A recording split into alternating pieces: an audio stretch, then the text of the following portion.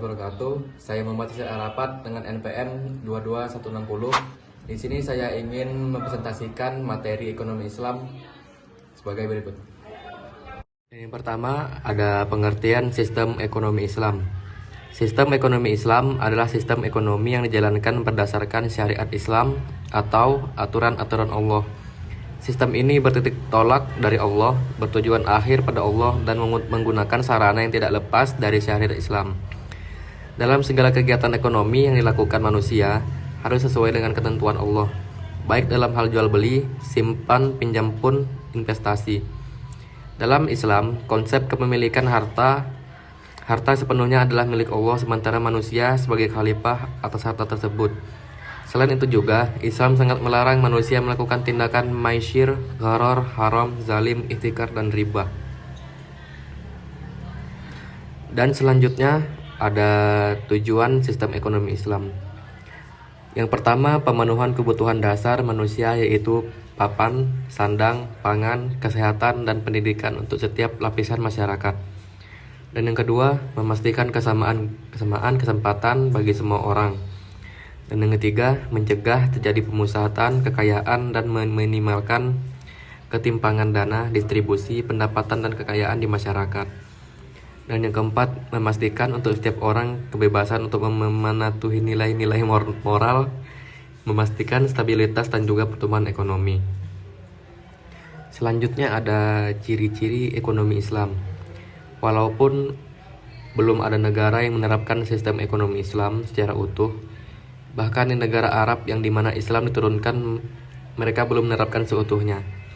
Akan tetapi, ekonomi Islam memiliki ciri-ciri yang menyempurnakan sistem ekonomi lainnya, yaitu komando dan liberal. Berikut ini merupakan ciri-ciri ekonomi Islam, yaitu yang pertama ada hak individu diakui namun diberi batasan. Yang kedua, hak umum atau umat diakui dan diutamakan. Dan yang terakhir, hak umum harus didahului dari hak individu jika itu sangat mendesak atau doruriyah. Dan selanjutnya ada pendekatan ekonomi Islam dalam mengambil kebijakan. Pendekatan ekonomi Islam dalam mengambil sebuah kebijakan sistem yang telah ada. A. Pendekatan menolak atau negation. Maksudnya bahwa tidak semua paradigma ekonomi konvensional bisa diterima masuk dalam ekonomi Islam. Sebagian paradigma ekonomi konvensional, bahkan mungkin bagian yang paling fundamental, harus ditolak dan tidak bisa dikompromikan dengan ajaran Islam. Yang B. Pendekatan memadukan, integration. Selain menolak yang tidak sesuai, Islam juga mengakui kebaikan-kebaikan yang ada pada sistem lain.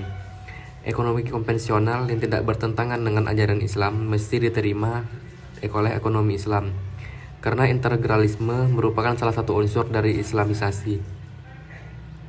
Kemudian ada cara memperoleh harta. Di antara cara memperoleh harta adalah yang pertama, menguasai benda-benda mubah yang belum menjadi milik seorang pun.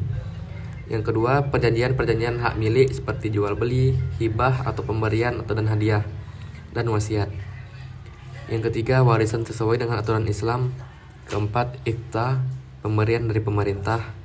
Yang kelima, hak-hak keagamaan seperti bagian zakat bagi amil, nafkahi istri, anak, dan orang tua. Dan yang terakhir adalah merencanakan harta. Yang pertama, menunaikan zakat, mencukupkan kebutuhan dirinya sendiri, memenuhi kebutuhan keluarga yang menjadi tanggungannya, memenuhi kebutuhan masyarakat. Dalam pemenuhan kebutuhan ini, Islam mengharamkan bermegah-megah dan berlebih-lebihan atau israf dan mubazir. Karena sifat ini cenderung kepada penumpukan harta yang membekukan fungsi ekonomis dari harta tersebut. Sekian materi dari saya, kurang lebihnya saya mohon maaf. Assalamualaikum warahmatullahi wabarakatuh.